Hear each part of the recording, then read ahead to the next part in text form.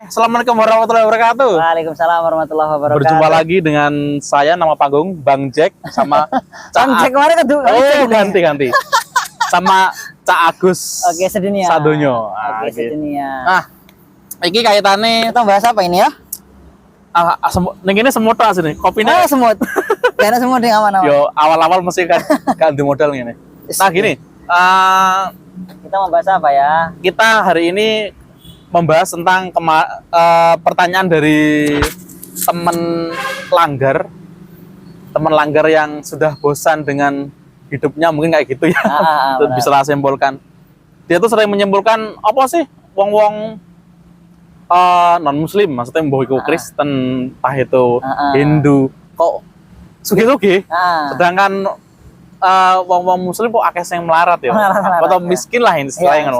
Apakah karena memang kita harus menjadi seperti mereka atau gimana? Ya, kadang kan orang-orang Islam sendiri kan bosan dengan rasa miskinnya, karena kebanyakan lama miskinnya, akhirnya bisa-bisa dia kena pengaruh mungkin ya, karena memang sekarang banyak misionaris yang mana dia itu mengkristenisasi atau non-muslimkan orang itu dengan cara atau lewat jalur ekonomi.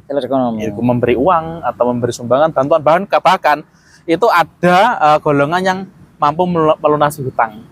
Contohnya misalkan kita punya hutang banyak, karena memang kecepit atau intinya kita gak kuat mikir seperti itu kok. Akhirnya ya wis aku tak neng misalkan ada kelompok agama mana yang bisa melunasi hutangku.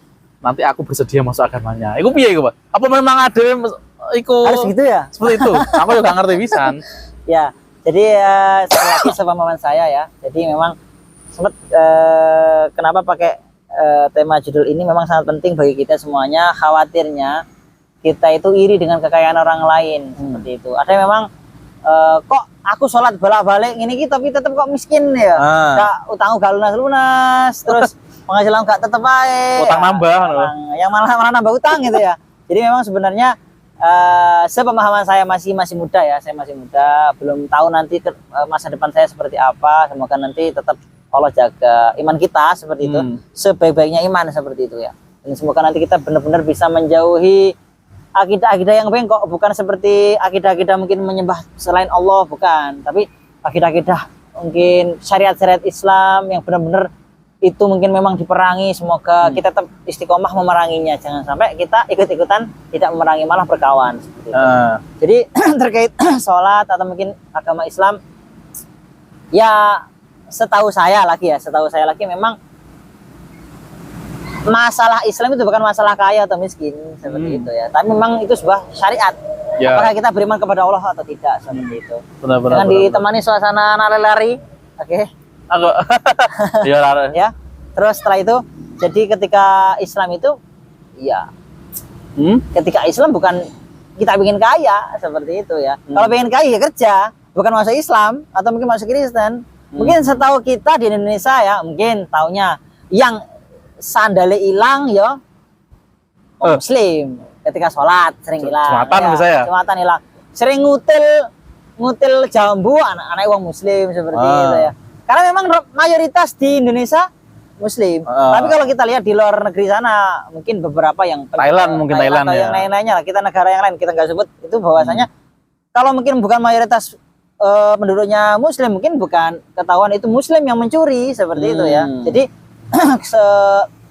ketika mungkin temannya Mas apa tadi? Mas Jack ya? Mas apa ya? Ketika Mas Jack tadi itu bilang, oh tetap saja memang ya itulah Islam itu bukan untuk minta kaya, tapi nanti bisa selamat di dunia dan akhirat seperti itu. Jadi kalau pengen selamat ya masuk Islam, kalau pengen kaya ya kerja. Jangan masuk agama-agama yang kaya. Ketika semisal nanti kamu mengharapkan sebuah kekayaan di sebuah agama, pasti akan kamu kecewa. Tapi kalau kamu ingin selamat, ya carilah agama yang terbaik. Ya, insya Allah di agama Islam. Ya, tapi buktinya ya Dubai, negara Islam, yo bisa bangun ya. Bisa bangun aja kan gitu ya. Tapi jangan lihat yang tangannya putol-putol itu di sana ya, kemis-kemis yang nyuri-nyuri itu. Ketika mungkin saya belum umroh atau mungkin haji, katanya orang ya haji itu yang tangannya putol nyuri-nyuri orang Muslim. Ya memang orang Muslim yang terlilit utang atau mungkin masih barangkali kondisi miskin seperti itu. Sebenarnya kita itu Islam sebenarnya kita disuruh kaya juga, soalnya kan semakin banyak kita mempunyai harta ya, kita bisa semakin rajin sedekah mungkin ya. Benar. Ya maksudnya itu kita kadang orang kaya itu dia itu beribadah atau dengan sedekahnya, ya kan, beribadah dengan sedekahnya. Sedangkan orang miskin itu kalau menurut saya itu beribadah dengan kesabarannya. Benar. Kan kurang lebih seperti itu. Benar, mantap. Nah itu. Nah ini yang memang kadang kan kita sendiri loh maksudnya itu. Benar. Kita sudah yang kita lakukan lah. Menurut saya seberapapun kita berusaha, ya kan, memang Tuhan tidak langsung membalas saat ini. Benar. Membalasnya nanti di saat yang tepat. Benar. Mungkin takutnya gini, waktu kita minta uang diberikan sekarang, itu yang kita inginkan. Kita punya uang sekarang, alokasinya tidak tepat, maksudnya tidak pas. Gusti Allah memberikan yang pas, maksudnya itu doa terus ketika nanti saat yang pas langsung dikasih seperti itu ya. Ya benar. Benar. Jadi tidak sekonyong-konyong Allah itu memberikan apa ya, pengabulan doa itu sesuai dengan prasangka hambanya, misalnya gitu ya. Insya Allah ini saya doa tahajud pengen 100 kali 100 hari insya Allah terkabul. Ya enggak seperti itu. Karena ibadah itu sebenarnya menguji kita apakah benar-benar kita itu antara tidak dikabulkan dan dikabulkan doa kita itu apakah tetap menyembah Allah tidak gitu ya. Oh iya benar. Semisal kalau kita ibaratnya kalau saya menyembah Allah pasti doanya terkabul. Belum tentu. Ya, pasti dikabulkan tapi pada waktu yang tepat katanya Mas Jack tadi itu ya. Jadi posisinya kita harus benar-benar yakin antara kita tidak dikabulkan permohonan kita atau dikabulkan tetap kita menyembah sama Allah Subhanahu wa taala. Jadi kita bahasanya menyembah tanpa pamrih atau mungkin ikhlas lillahi taala. Seperti itu katanya. Jadi akidahnya harus lurus seperti itu biar nanti kalau kita indikatornya misalnya masuk agama lain misalnya itu ya. Saya berdoa di sana dengan cara misalnya agama tersebut ternyata mudah dikabulkan. Saya kaya atau mungkin saya mudah ini banyak rumah atau biasanya kan memang orang mintanya kekayaan ya. Tapi bukan seperti itu indikatornya, tapi indikatornya memang agama itu benar-benar keyakinan seperti itu. Jadi nggak bisa dijual dengan harta yang melimpah, nggak bisa. Seperti itu. Pernah itu saya memang mengikuti kajian sama dulu memang waktu kuliah itu kan ada pendidikan agama Islam. PAI. PAI masih ada itu. Nggak tahu kalau di jenengan kan memang ada. Masih ada dulu. Masih ada meskipun matematika ya. Biologi ada. Semuanya. Jadi memang dulu dosen saya bilang bahwa doanya orang kafir itu langsung dikabulkan di dunia. Dia sedekah, misalkan sedekah 1 juta, langsung dibalas di dunia itu. Entah itu balasnya Gusti Allah itu 2 juta, 3 juta. Mungkin di sini yang bisa diambil adalah karena Gusti Allah itu maha pengasih di dunia. Siapapun, apapun agamanya, nggak masalah. Kamu sedekah, membantu orang, langsung dibalas di dunia. Berbeda halnya dengan yang maha penyayang. Mungkin kita orang-orang Islam kita meminta di dunia, tapi nanti kan bisa saja dikabulkan saat ini. Benar, atau bisa saja dikabulkan nanti pas di akhirat. Ya, benar. Atau mungkin dikabulkan nanti saat ke anak kita, anak cucu kita kan seperti itu. Benar. Nah, tapi konsep maha penyayang hanya berlaku di akhirat. Jadi maha pengasihnya hanya berlaku di dunia. Mbah orang kafir itu atau orang non muslim beribadah, ya dia rajin ke tempat ibadahnya, dia beribadah secara rajin ya kan. Menyekutukannya lah. Intinya dia nggak akan masuk surga seperti itu kan. Iya. Tapi itu saya kurang tahu. Itu kan hak prerogatif Gusti Allah. Tapi di kitab kan memang di Al-Qur'an kan memang mengatakan seperti itu. Benar, ya kan? benar. Apapun agamanya tetap yang diridhoi adalah agama Islam. Seperti itu. Benar. Ya kan? Ya, benar. Nah, nanti tentang konsep itu tentang maha pengasih dan maha penyayang gimana? Orang kafir kan berdoa langsung dikabulkan. Jadi ini orang-orang lain melihat, kok enak banget loh kayak urip ya. Kok kayak aku. Nah, itu. Mungkin ini perlu diluruskan di situ. Sama seperti kemarin pertanyaan tahun yang kemarin yang di depannya studio yang samping ya. Studio samping. Sampai mager ya. Ya, saya mager ya. Bahwasanya gini, lagi sama takutnya istidraj ya itu ya. Jadi gini aja wes. Kita sebenarnya paling penak itu ya doanya ya Allah semoga engkau berikan kebaikan dunia dan akhirat itu aja wis. Sapu jagat. Sapu jagat itu aja wis. Sapu yang paling bisa menyapu seluruh dunia adalah sapu jagat itu. Karena ketika kita misalnya ya, mohon maaf, non muslim itu doanya sering dikabulkan gitu ya. Doanya sering dikabulkan, akan tetapi ingat khawatirnya dia dimuliakan di dunia tadi, takutnya nanti tidak dimuliakan di akhirat. Nah, sama seperti kita ya. Khawatirnya doa-doa yang dikabulkan oleh Allah SWT sekarang dan ternyata itu membuat kita sombong dan menjauh dari Allah SWT. Khawatirnya itu bukan sebuah ujian kebaikan tapi bukan ujian keburukan seperti itu. Jadi khawatirnya bahasanya PPN dunia iki wis, tapi akhirat ditenono kowe. Wis PPN ngerokoni gitu seperti itu. Ya. Jadi tetap waspada ujian yang kita dapatkan sekarang, baik kemuliaan atau keburukan atau mungkin susah atau pedih, susah atau pedih sama ya, susah atau senang gitu ya. Itu semuanya itu ingat, niatkan subhanahu wa ta'ala, itu hati-hati, waspada dan tetap istiqomah. Semoga ujian tersebut bisa membawa kita ke jalan yang lebih tinggi di jalan Allah Subhanahu wa ta'ala. Intinya iman lebih tinggi kepada Allah Subhanahu wa ta'ala. Jangan sampai ujian itu khawatirnya memusyrikan atau mungkin menyekutukan Allah Subhanahu wa ta'ala sampai lalai, bahaya itu. Sampai kita mati dalam keadaan su'ul khotimah. Itu khawatirnya gitu. Kadang juga ini apa? Orang miskin yang tiba-tiba kaya, kadang juga merubah pola ibadahnya. Seperti itu. Benar. Karena mungkin anggap aja kita bisa belajar dengan Qarun ya.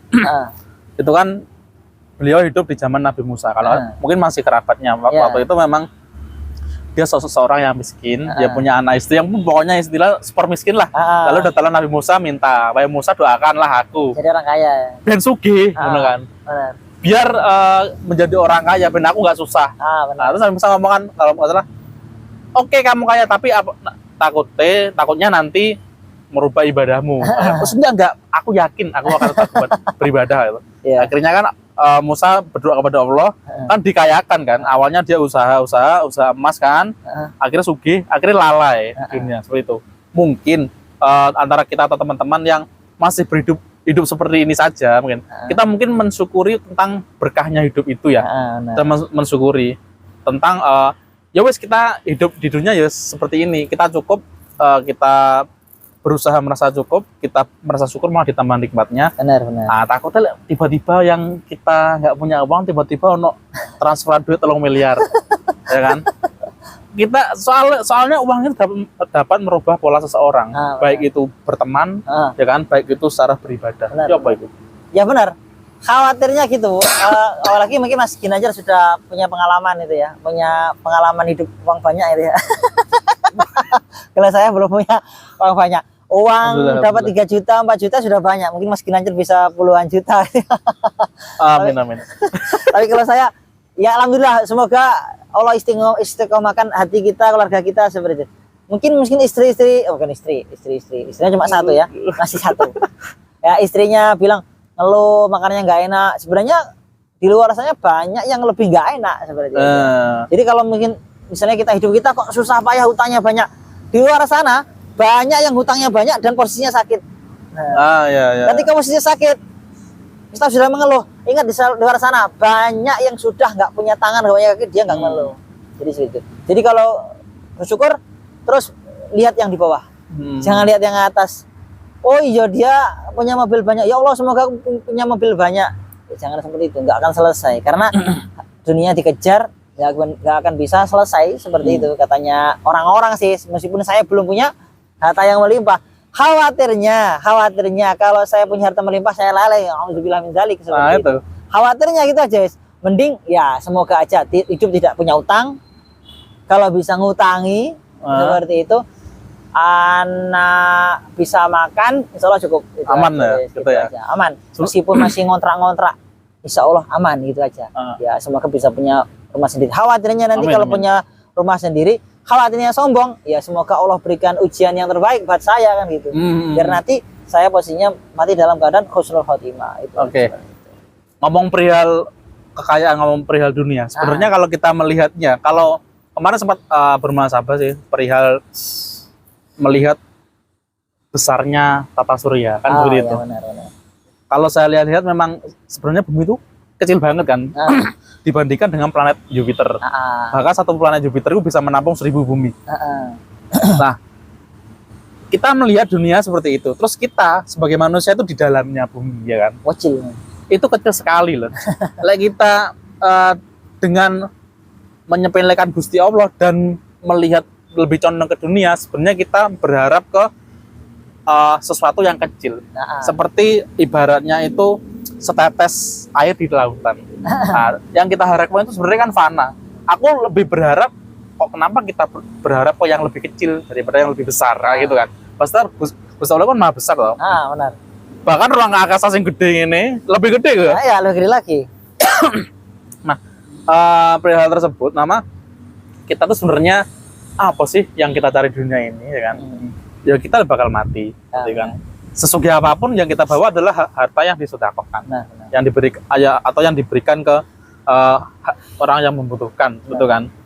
Oke lah, kita bisa mengejar dunia, tapi yang saya ketahui itu bekerjalah seakan-akan, ya kan? Besok itu meninggal, ya kan? Dan apa itu? Keliru, beribadalah. Oh, keliru. Beribadalah seakan-akan besok mau meninggal. Bekerjalah. Kamu seperti hidup sepanjang masa. Seperti itu. Aku mau ngomong seperti itu, tapi masih lupa gitu. Gimana? Nah, pertanyaannya, diskusi kita gimana? Ini bukan pertanyaan, tapi memang kita lebih menekankan bahwa yang tadi itu quote hari ini memang itu tadi, orang kaya itu beribadah dengan bersedekah, ya kan? Orang miskin beribadah dengan kesabaran. Benar. Itu yang penting seperti itu.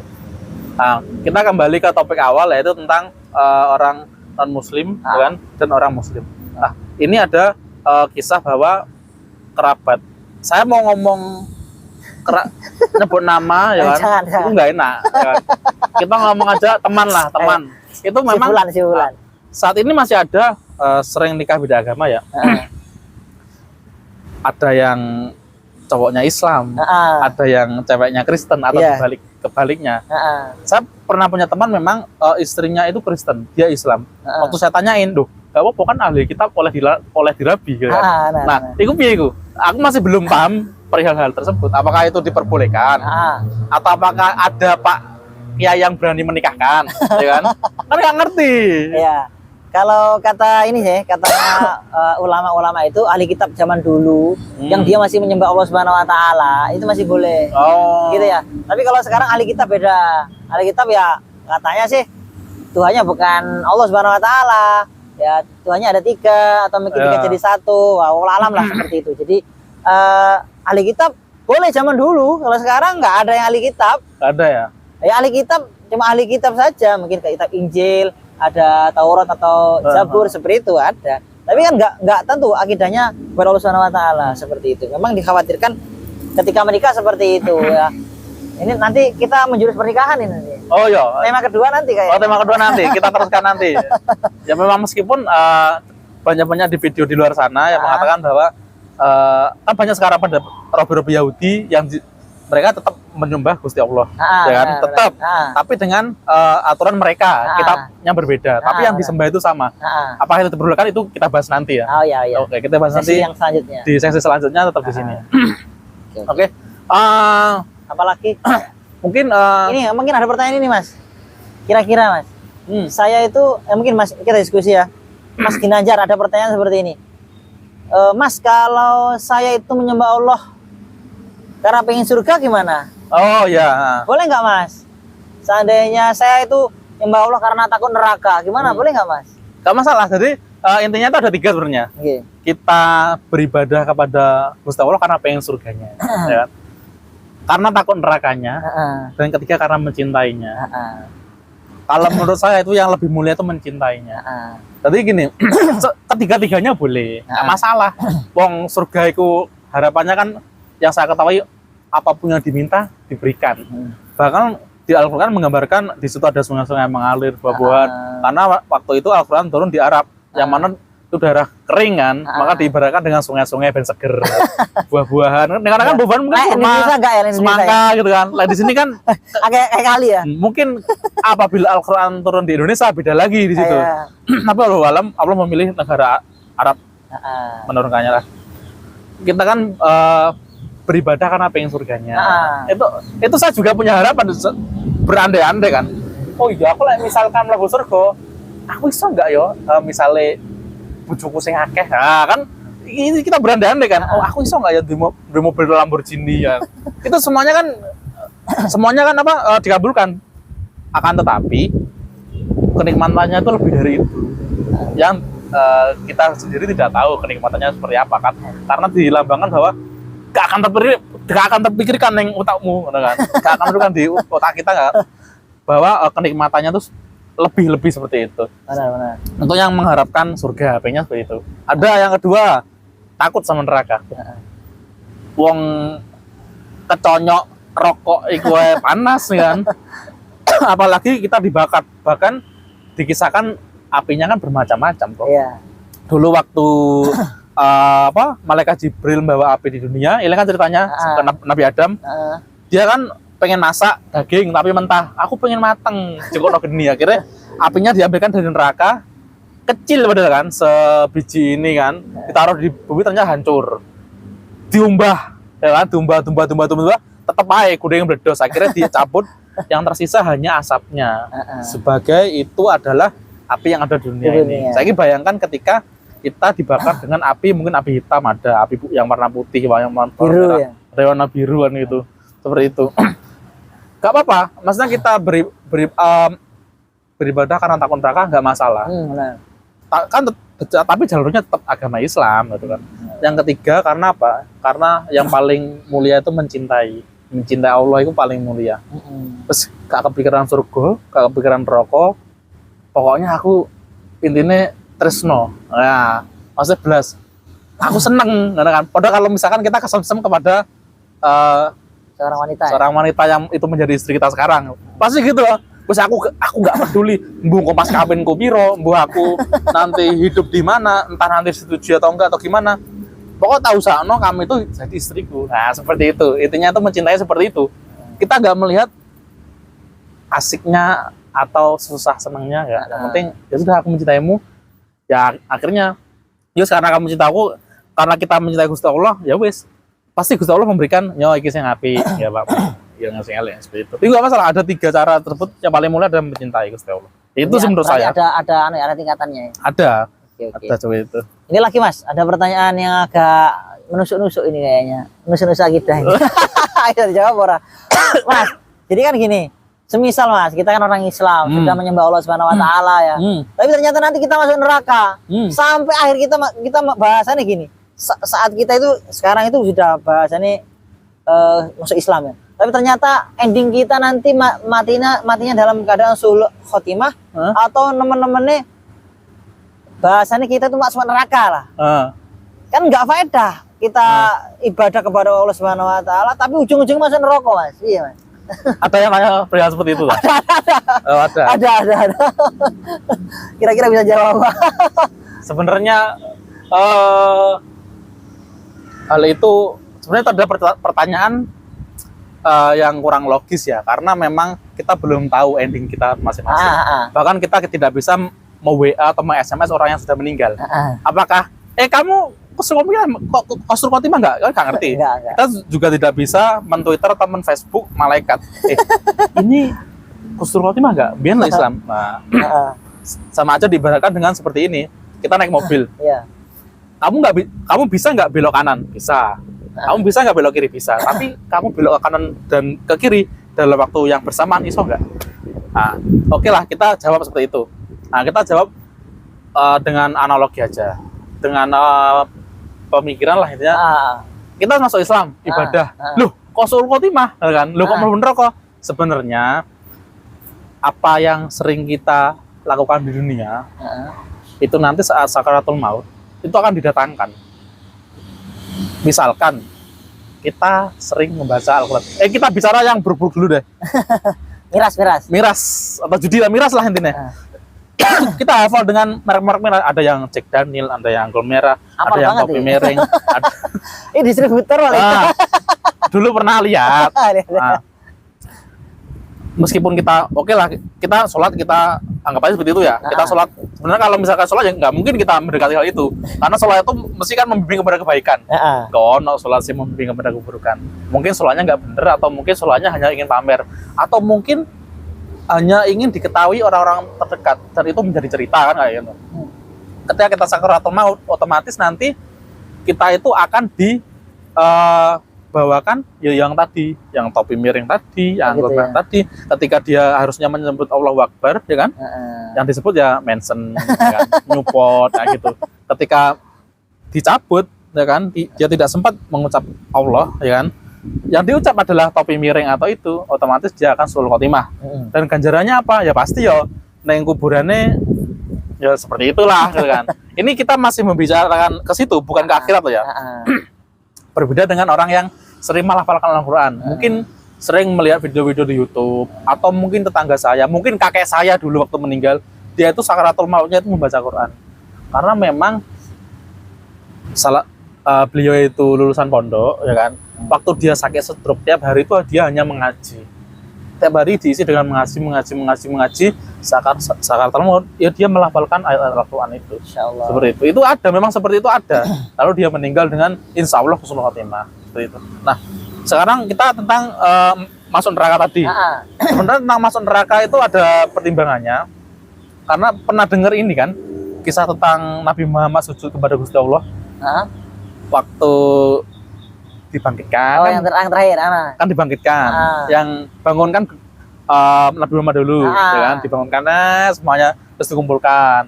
Setelah itu Nabi Muhammad tuh sujud dalam waktu yang lama. Benar. Ya Nabi Muhammad minta apa? Kan? Gusti Allah mau minta apa? Sudah masuk surga ya. Kan masuk surga.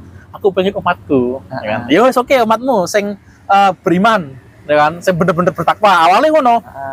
Masukkan ke surga.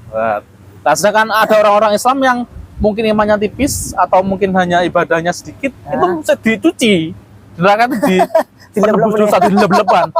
Lalu Nabi Muhammad sujud lagi dalam waktu yang lama. Ya Muhammad, dalam opo? Kan wis tak boleh burono.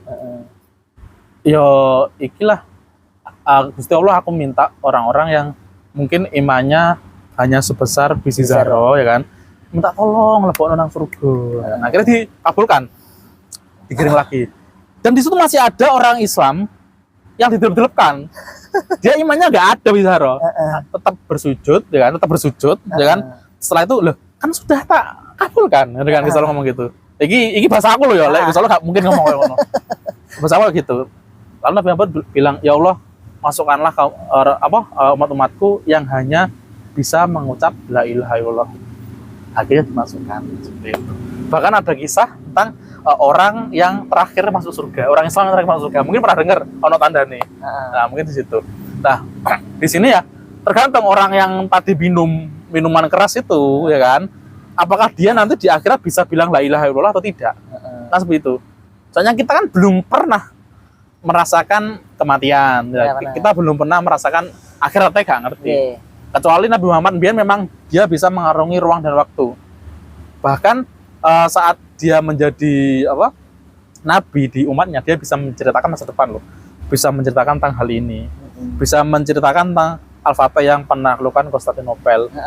Iso cerita tentang hari akhir. Iso cerita tentang pada masa. Otomatis beliau itu pernah mengarungi ruang dan waktu.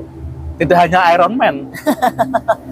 Realnya memang salah satu mukjizatnya Nabi Muhammad itu bisa mengarungi ruang dan waktu itu. Bukan kayak Ant-Man ya? Bukan. Bukan kayak Ant-Man, Iron Man, enggak. Seperti itu sih. Jadi konsepnya dianalogikan atau di sepemikiran seperti itu.